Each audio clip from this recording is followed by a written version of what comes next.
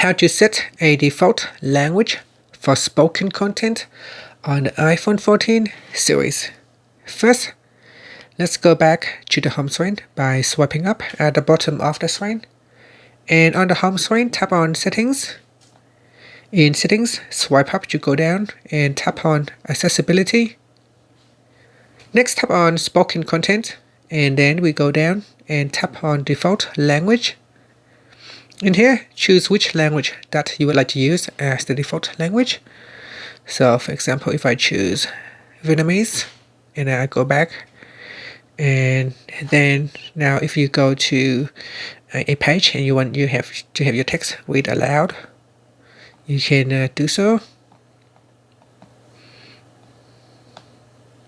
The broad category of archaic humans in the period that precedes and is contemporary to the emergence of the earliest early modern humans. And it's still using the language from not this default language. Maybe sometimes we need to refresh the page before it actually uses the default language.